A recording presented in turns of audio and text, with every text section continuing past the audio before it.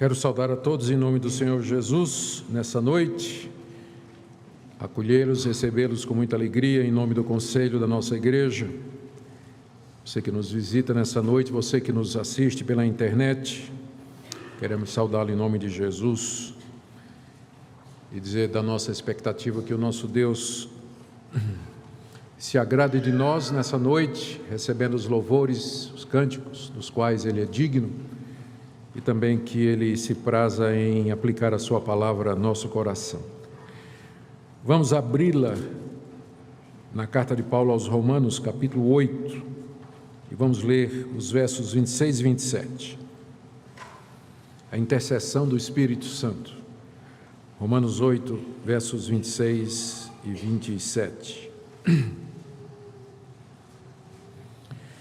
Diz assim a palavra de Deus: Também o Espírito, semelhantemente, nos assiste em nossa fraqueza, porque não sabemos orar como convém, mas o mesmo Espírito intercede por nós sobremaneira com gemidos inexprimíveis. E aquele que sonda os corações sabe qual é a mente do Espírito, porque segundo a vontade de Deus é que Ele intercede pelos santos. Até aqui, irmãos, oremos mais uma vez. Ó Deus bendito, envia Teu Espírito Santo para iluminar o nosso coração, para abrir os olhos do nosso entendimento, porque nós estamos diante de coisas profundas e misteriosas que escapam à nossa compreensão humana. Ajuda-nos, ó Deus, a compreender o que Tu desejas nos revelar aqui, de forma que possamos ser ajudados no meio da nossa fraqueza, no meio da nossa angústia e de toda a nossa tribulação. Consola os aflitos nessa noite, instrui o Teu povo de acordo com a necessidade. É o que pedimos em nome de Jesus. Amém. Meus irmãos, nós já vimos que o capítulo 8 dessa carta é dedicado a assegurar os crentes de que eles foram justificados em Cristo Jesus. Pelo menos é o que declara o verso inicial. Romanos 8:1, agora, pois, já nenhuma condenação há para os que estão em Cristo Jesus. E a partir do verso 2, o apóstolo Paulo explica de que maneira o Espírito Santo de Deus nos assegura de que isso é verdade. Como é que nós sabemos que já não há mais nenhuma condenação para nós? Como é que sabemos que nós fazemos parte destes contra quem Deus nada mais tem a apresentar? Nós vimos que o Espírito Santo faz isso nos aplicando a obra de Cristo, versos 2 a 4, nos inclinando a pensar nas coisas de Deus, versos de 5 a 8, habitando em nós, Ele nos dá vida aqui e no futuro nos dará a ressurreição, versos de 9 a 11, e aos que estão em Cristo pelo poder do Espírito, Ele então liberta do poder da carne mortal e pecaminosa, permitindo que nós vivamos uma vida santa aqui nesse mundo. Na última mensagem que nós trouxemos para os irmãos, aqui em Romanos 8, na sequência, nós vimos como o Espírito Santo nos ajuda a enfrentar os sofrimentos desse mundo em angústia, em dor, em antecipação da libertação final dos filhos de Deus, um mundo que geme. O Espírito Santo, ele funciona como sendo as primícias, a garantia que Deus nos deu de que esses sofrimentos eles são provisórios e que a glória que nos aguarda é muito maior. Agora, Paulo ainda tem mais uma coisa a acrescentar com relação à obra do Espírito Santo. Aqui ele vai falar da ajuda que o Espírito Santo nos dá enquanto nós vivemos nesse mundo marcado pela fraqueza, particularmente a obra de intercessão do Espírito Santo, como o Espírito de Deus nos ajuda em nossa fraqueza, intercedendo por nós sobremaneira com gemidos inexprimíveis. Esse é o ponto da nossa mensagem nessa noite, e a minha expectativa é que nós, diante desse texto tão rico e difícil, nós tenhamos conforto e consolo no meio das dificuldades que todos nós enfrentamos. Vamos começar perguntando qual é o ponto de Paulo, o que é que ele quer dizer, qual é o tema das palavras que ele escreve aqui de 26 a 27.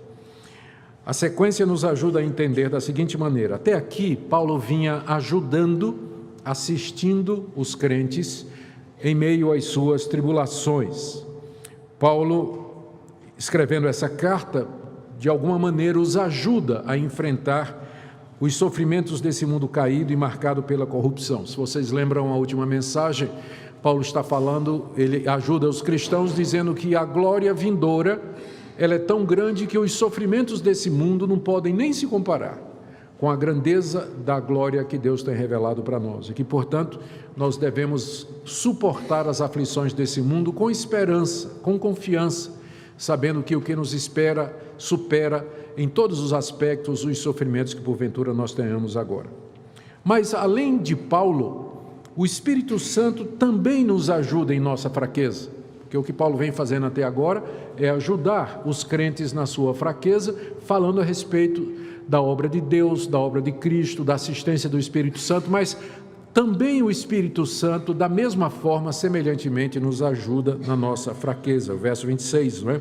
Também o Espírito, semelhantemente, nos assiste, nos ajuda em nossa fraqueza. Esse também introduz essa assistência que o Espírito Santo dá aos filhos de Deus, enquanto eles estão aqui nesse mundo que geme e que sofre. E Paulo foca particularmente uma coisa, que é a ajuda que o Espírito Santo nos dá com relação à oração. Porque ele diz aqui que nós não sabemos orar como convém, então o Espírito Santo nos ajuda na oração. Na próxima mensagem, nós veremos que essa intercessão do Espírito Santo em favor do povo de Deus faz parte daquele propósito geral de Deus, em que todas as coisas contribuem para o bem daqueles que o amam, daqueles que são seus. Mas hoje à noite nós vamos concentrar apenas nesses 2 versículos, 26 e 27, tentando entender qual é essa assistência, essa ajuda que o Espírito Santo nos dá em meio à fraqueza que nós vivemos. E vamos começar então, são 2 pontos, o que é essa ajuda, que é a intercessão dele por nós, e um segundo ponto é de que maneira o Espírito Santo, que o Espírito Santo intercede por aquilo que o Pai quer, de forma que tudo que ele pede, o Deus, o Pai, o concede.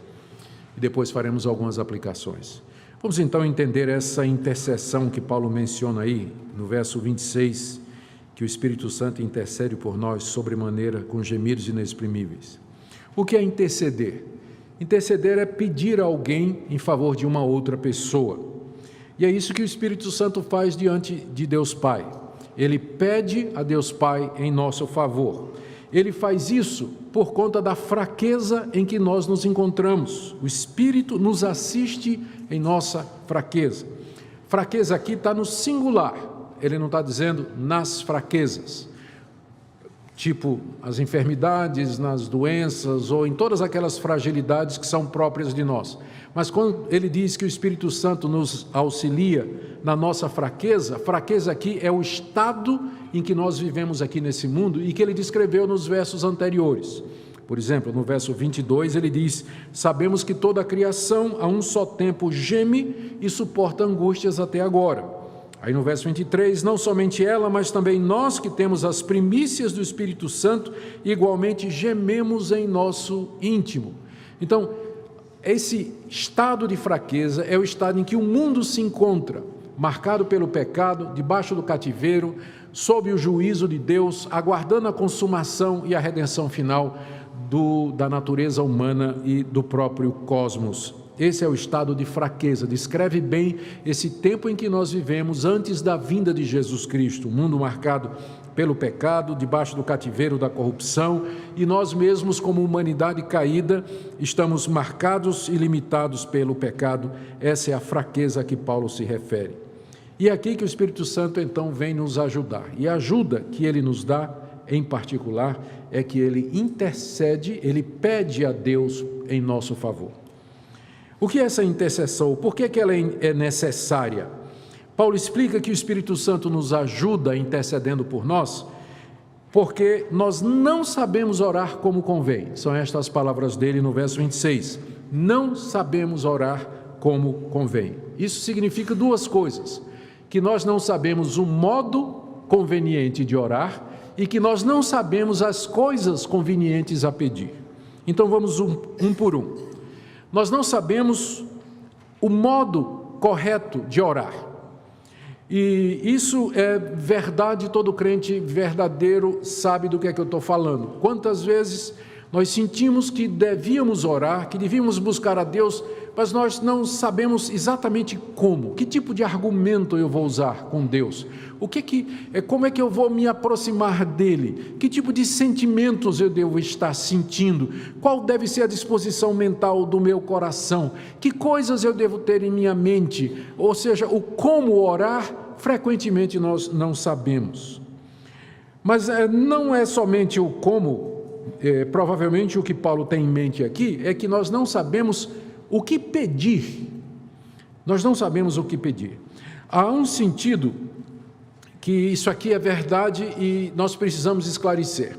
Quando Paulo diz que nós não sabemos orar como convém, ou seja, nós não sabemos pedir as coisas certas, ele não está dizendo que ele não está se referindo àquela vontade geral e revelada de Deus a respeito das orações. Tem muita coisa na Bíblia nos dizendo pelo que é que nós podemos orar. Pegue, por exemplo, o Pai Nosso.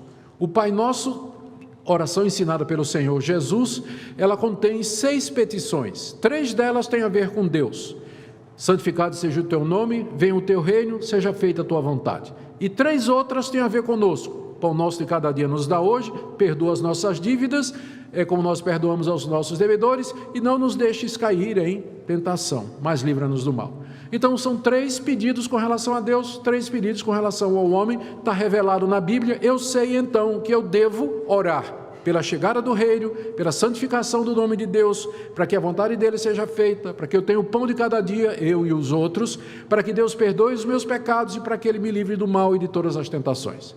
Então, eu sei pelo que orar. Então, há uma revelação geral de Deus sobre as coisas pelas quais eu devo orar. Por isso, Paulo, aqui, nós devemos entender, não está se referindo a essas coisas que nós sabemos que nós devemos orar por elas, e que a Bíblia diz com tanta clareza. Ele está se referindo ao fato de que na nossa fraqueza, há determinadas circunstâncias em que nós não sabemos o que pedir a Deus. Às vezes um amigo chega para nós e pede orações. Ele diz assim, ora para que esse negócio dê certo e eu possa arrumar aquele emprego que eu estou querendo na outra cidade. Aí você que conhece a situação, você diz assim, mas eu tenho certeza que isso não é o melhor para a sua vida. E a gente não sabe pelo que orar, se a gente vai pedir a Deus para atender a oração do nosso irmão, ou vai orar para que Deus não deixe ele ganhar esse emprego, porque se ele sair daqui vai ser ruim para ele e para a família dele. Ou então você está doente, de uma doença terminal. Você não sabe se você pede que Deus lhe cure, embora essa vai ser a oração de todo mundo, mas tem uma outra opção, você pedir que Deus lhe dê graça, para que você morra com dignidade e sua morte seja um exemplo para todo mundo. Ou então, quando um amigo que está doente está pedindo a você, para você orar por ele, você não sabe se pede, ele está no estado terminal, tá? A doença é fatal, ele vai morrer. Então você não sabe se você pede a Deus um milagre, porque Deus pode fazer milagres, ou se você pede que Deus dê a ele graça para que ele enfrente a morte com serenidade.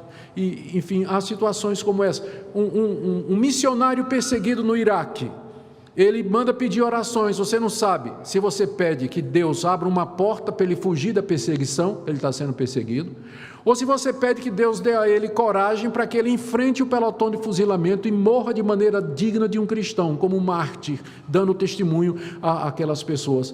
Às vezes a gente simplesmente não sabe o que fazer, nem o que pedir.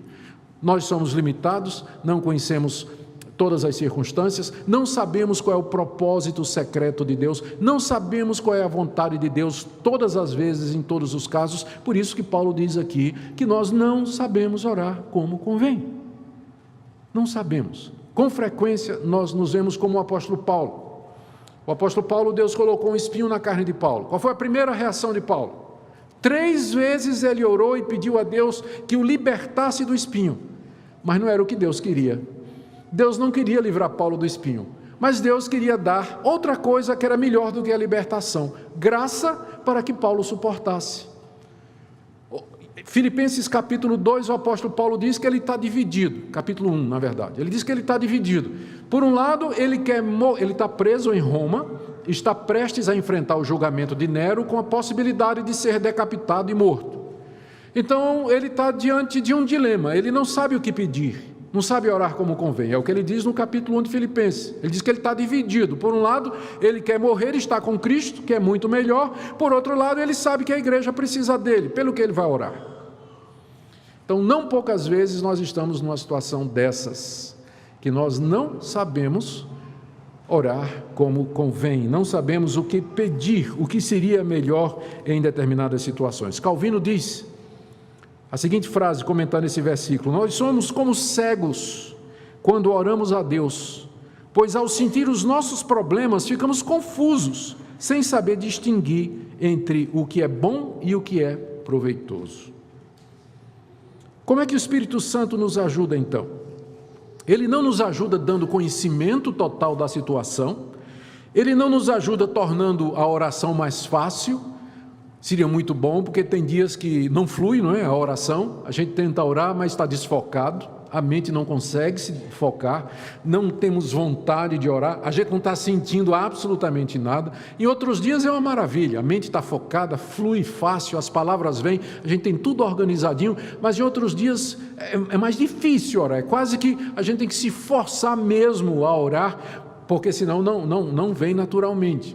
Mas a ajuda do Espírito na oração não é nesse sentido. Paulo diz que ele nos ajuda intercedendo por nós, ou seja, ele diante de Deus pede em nosso favor. Ele sabe que nós não sabemos orar como convém, então ele mesmo intercede em nosso favor, pedindo a Deus aquilo que é o mais apropriado no meio daquela situação em que a gente se encontra. E quando nós não conseguimos discernir com muita clareza qual seria a coisa verdadeira ou correta a pedir, o Espírito de Deus que habita em nós, que está em nós, que é o selo de Deus em nós, que dá testemunho ao nosso espírito, então ele intercede por nós diante do Pai, porque ele sabe qual é a nossa real necessidade. Ele apresenta essas necessidades ao Pai e faz isso de uma maneira conveniente, porque ele é Deus. É dessa forma que o Espírito Santo nos ajuda na nossa fraqueza, intercedendo por nós. Mas aqui nós estamos diante de um mistério, não estamos? Porque o que nós temos aqui é uma pessoa da Trindade, o Espírito Santo, intercedendo diante de outra, que é Deus Pai, na mediação de outra, ou por conta de outra, ou na base do trabalho de outra, não que o Espírito precise, mas porque ele fez isso pela pessoa que ele está pedindo, que é o Jesus Cristo, que morreu por aquele que o Espírito Santo intercede. E como é que nós fazemos? Porque essa intercessão do Espírito Santo diante do Pai dá a ideia de uma hierarquia, de uma diferença de poder e de autoridade, mas nada disso pode ser inferido aqui do texto. A Bíblia nos diz que existe apenas um Deus, um único Deus, e que no ser desse Deus subsistem três pessoas distintas: o Pai, o Filho e o Espírito Santo. O Pai é Deus, o Espírito Santo é Deus, o Filho é Deus, mas o Pai não é o Filho não é o Espírito e o Filho não é o Pai. É um só Deus, mas em três pessoas distintas. São iguais em glória, honra, poder e majestade, são eternos, são todo-poderosos, são onipresentes, oniscientes, são santos, são infinitos, imutáveis, eles partilham todos das mesmas propriedades e dos mesmos atributos. Todavia, no que diz respeito à salvação do homem, a Trindade se organizou de forma que cada uma das pessoas assumiu um papel. O Pai planejou, o Filho encarnou e executou o plano da salvação e o Espírito Santo aplica. E o que nós estamos vendo aqui é exatamente isso: o Espírito Santo aplicando a obra da redenção, intercedendo mediante os méritos de Cristo em favor de nós, em nosso favor, diante do Pai, para que o Pai ouça as nossas orações, particularmente, aliás, especificamente, aquelas orações que são à vontade de Deus. Esse é o grande mistério que nos é apresentado na Bíblia e não é explicado mais do que isso aí.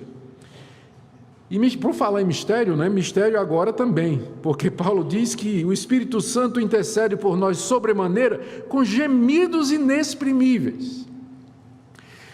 O Espírito Santo intercedendo por nós com gemidos inexprimíveis é mais um mistério. Os comentaristas que foram consultados, que eu consultei para preparar essa mensagem, eles não conseguem chegar num acordo. E eu tenho para mim que hoje à noite também nós não vamos chegar num acordo. Porque nós estamos diante de mais uma daquelas coisas que a Bíblia fala, revela, mas não explica. Como é que a terceira pessoa da Trindade geme diante do Pai, intercedendo por aqueles que são seus? Há várias explicações, mas eu vou dar a vocês aquela que eu entendo que seria menos complicada.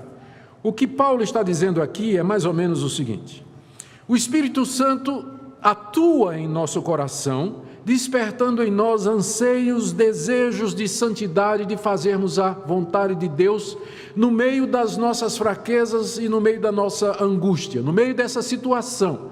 Ele desperta em nós a urgência de buscar o Pai, o anseio para que chegue logo o dia do Senhor, para que a vitória final se apresente no cenário da história, para que a redenção seja completa.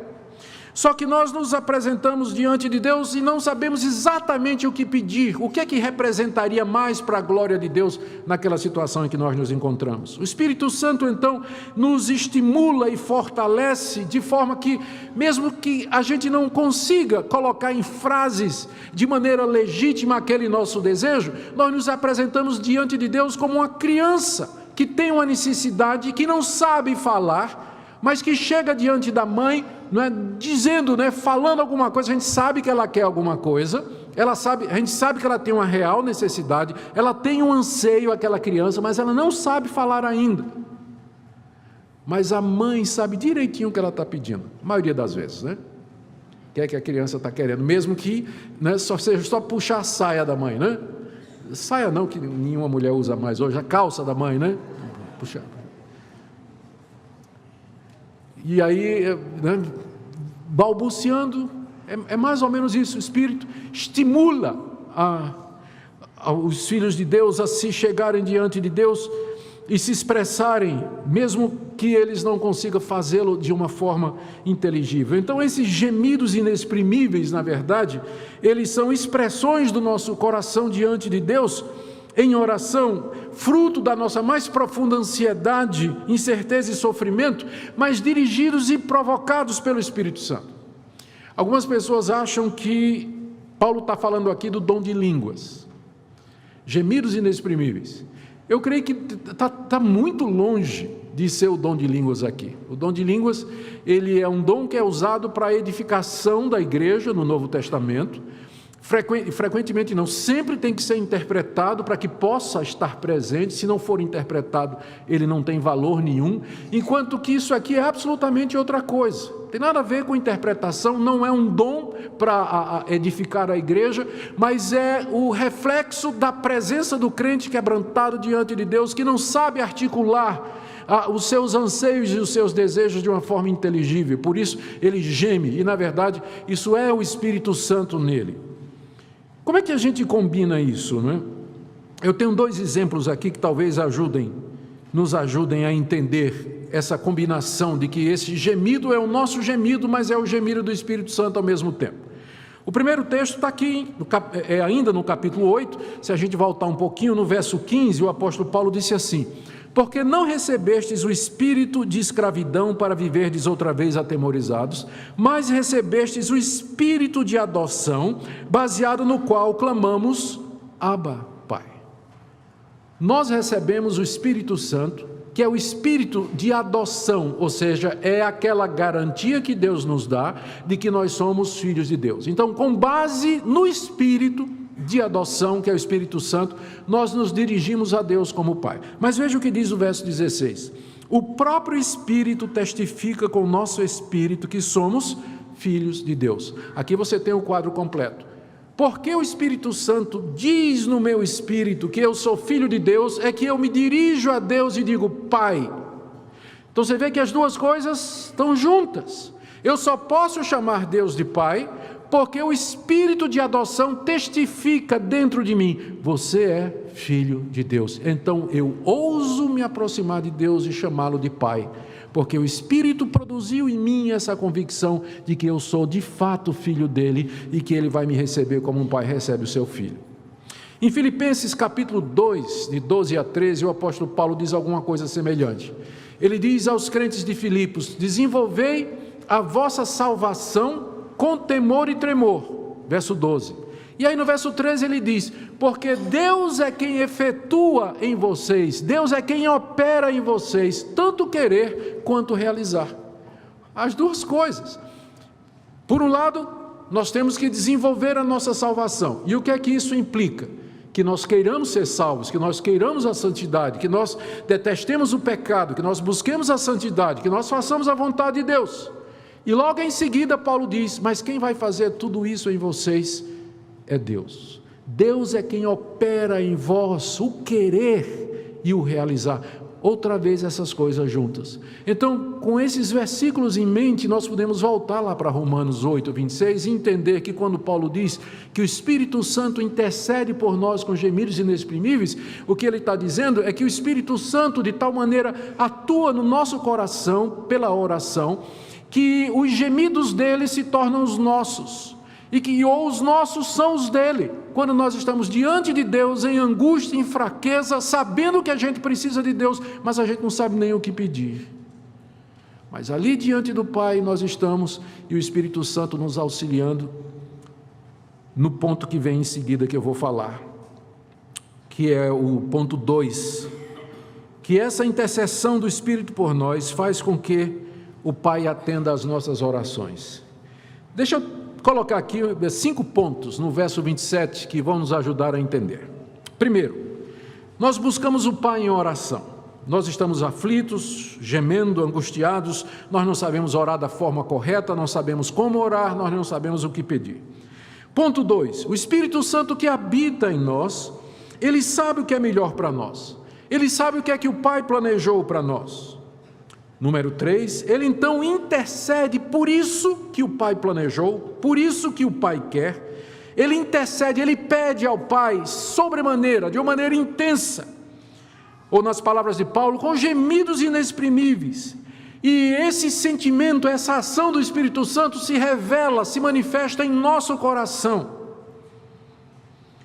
Ele nos estimula a orar, elevar nossos corações a Deus, e os seus gemidos se tornam nossos. 4, o Pai sonda o coração dos crentes, não é isso que diz o verso 27? Aquele que sonda os corações. Sondar significa penetrar para analisar, como uma sonda, penetra para analisar.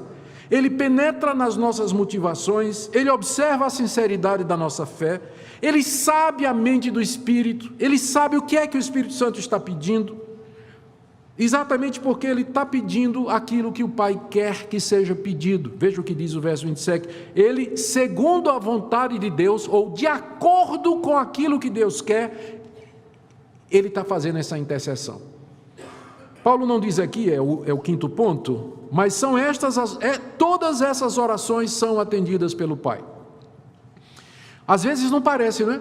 A gente pede uma coisa e recebe outra, mas é que é mais ou menos assim.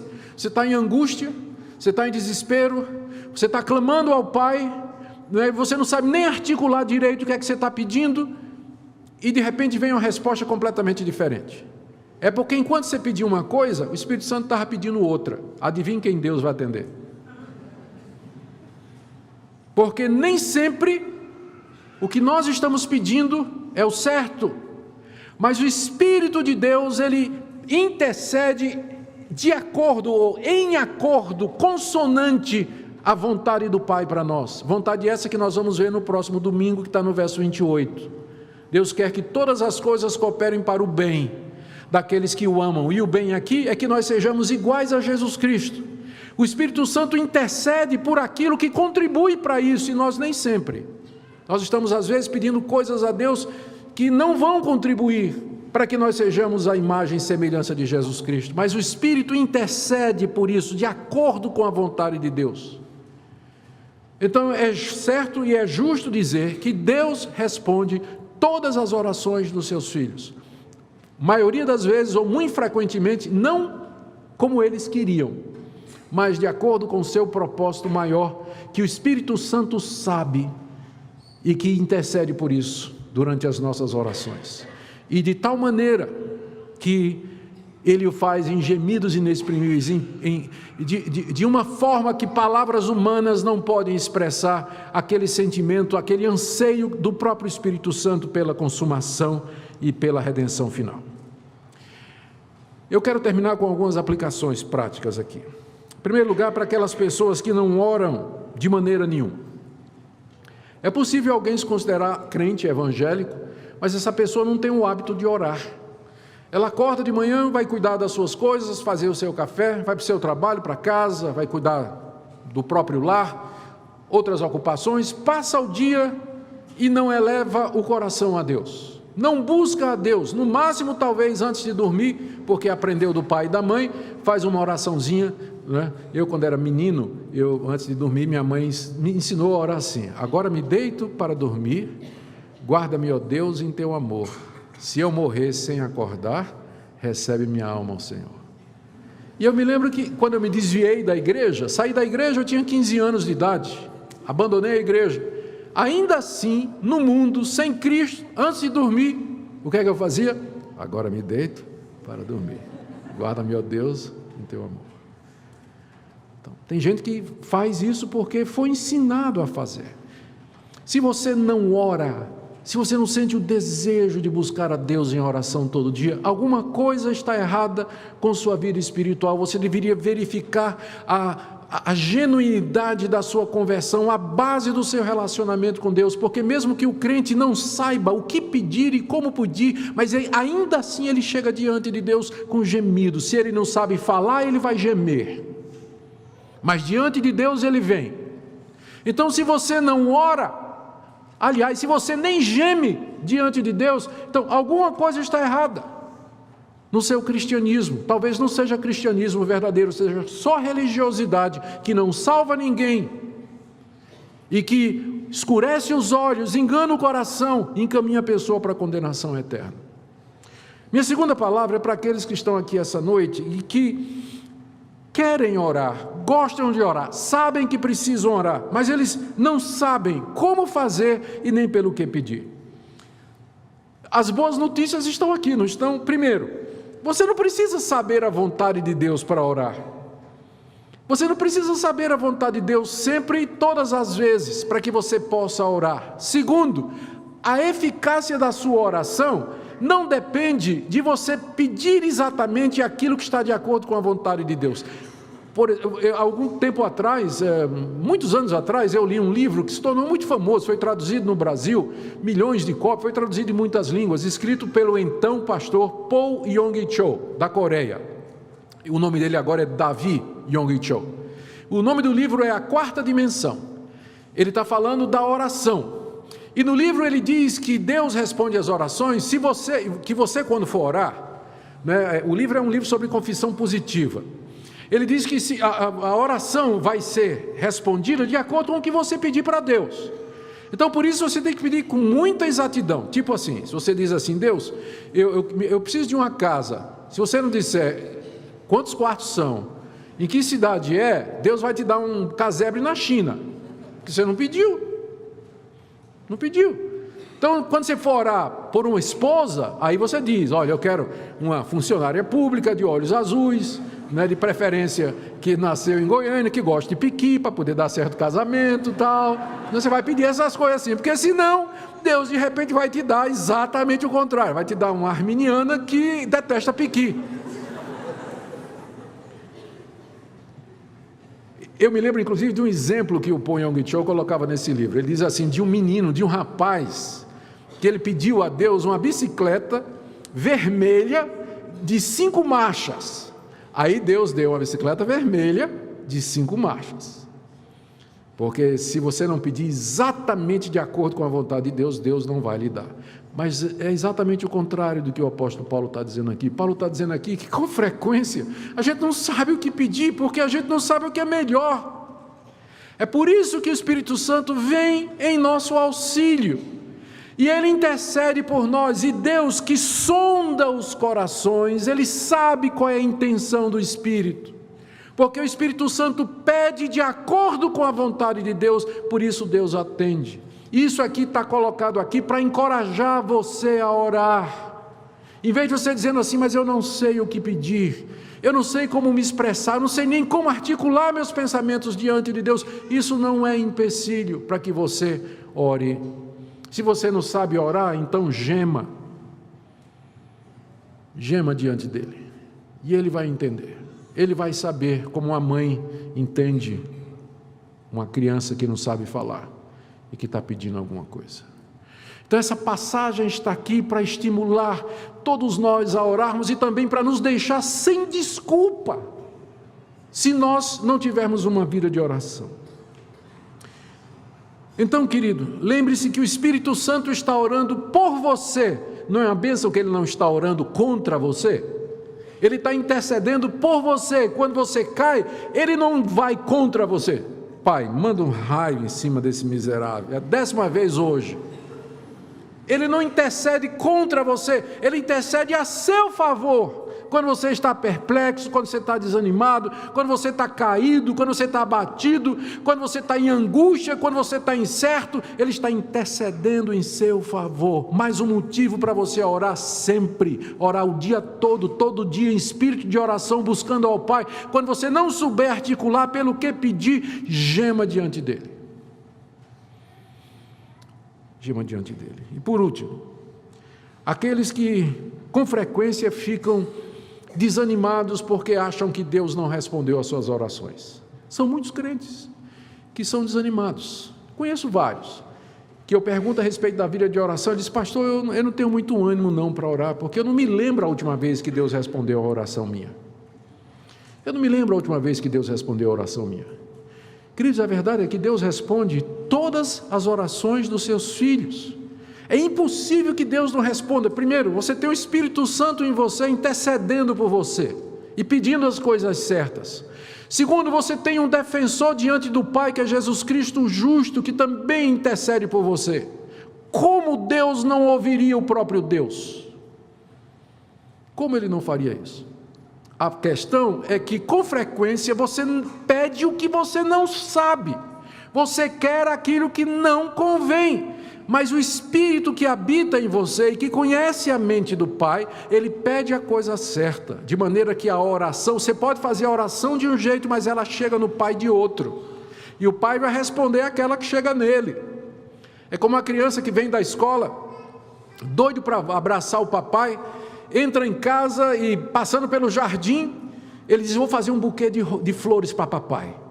E aí ele sai pegando tudo quanto é mato ali no jardim, né? Pega urtiga, ele não sabe a diferença de urtiga para, sei lá, rosa. E ele vai entrando com um buquê na mão, para querer papai, e mamãe diz, peraí, o que é isso aí? Não, vou levar para papai. Não, pera. Aí a mãe sai tirando, né? Tira a urtiga, tira aquilo, cargo e tal. E quando o buquê chega no pai, chega um buquê de rosas. Mas é porque mamãe, né? Foi tirando. Então você está orando aqui, e o Espírito Santo, pera. Quando chega no Pai, chega a oração certa, que frequentemente não é aquela que você fez. Por isso você acha que Deus não respondeu. Não, ele respondeu, apenas não deu o que você queria. Mas ele deu o que é melhor para você. É por isso que nós temos de confiar. A eficácia da oração não depende do nosso conhecimento, não depende da extensão da nossa compreensão de Deus e dos seus propósitos, e muito menos de ter acesso aos desígnios secretos de Deus, porque nós não temos. Mas nós devemos orar confiado, como a Bíblia ensina do começo ao fim. Tudo que a gente faz na vida cristã é confiados na misericórdia de Deus, é graça. Nós sabemos que o Espírito intercede por nós, nós sabemos que Cristo no céu intercede por nós à direita do Pai, por isso nós oramos. Por isso nós trazemos nossas angústias diante dele, e nós sabemos que ele vai responder no tempo dele, do modo dele, e a resposta que ele quiser dar. E porque nós confiamos nele, que ele sabe o que é melhor, que ele sonda os corações e conhece a mente do Espírito, por isso que nós descansamos, nós oramos e deixamos na mão dele. E dizemos, Senhor, seja feita a tua vontade e não a minha. É preciso mais fé para dizer isso, do que você dizer a Deus exatamente o que é que você quer que ele faça. Senhor, seja feita a tua vontade e não a minha. Que Deus nessa noite conforte o seu coração, e que você saia daqui animado para ter uma vida de oração, disposto a renovar a sua atitude diante de Deus, de buscá-lo, de descansar nele, de trazer diante dele as suas angústias. E mesmo que você não saiba orar, você talvez seja um crente novo, há pouco tempo que você descobriu Deus e a graça de Deus, e mesmo que você não saiba articular as coisas, você não precisa ser eloquente, um grande orador diante de Deus, Deus não está nem olhando para isso, mas pode gemer diante dele, abrir seu coração diante dele, porque ele sonda os corações e sabe qual é a mente do Espírito Santo. Que Deus seja louvado e que Ele receba toda a glória. Amém? Vamos orar, irmãos. Ó Deus bendito, Espírito Santo que habita em nós e que habita na igreja, Tu que estás aqui nesse momento, nós queremos pedir que Tu nos guies nos caminhos da oração. Ó Espírito de Deus, estimula em nós o desejo de nos apresentarmos ao Pai na mediação do Filho. Provoque em nós desejos santos, anelos de perfeição. Ó Espírito, guia nossa mente naquilo que é a vontade do Pai e nos dá consolo e conforto, Senhor, quando, sem entender porquê, o espinho continua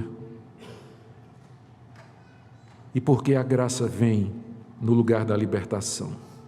Eu oro pelos que estão aflitos, necessitados, passando por um momento de crise, de angústia. Ajuda-os a confiar em Ti e esperar em Ti. Pedimos, ó Deus, que assim Tu consoles o Teu povo nessa noite. Oramos por aqueles que também nos acompanham pela internet, que estão sofrendo, talvez sozinhos na sua casa, sem ter ninguém ao seu lado para ir para uma igreja.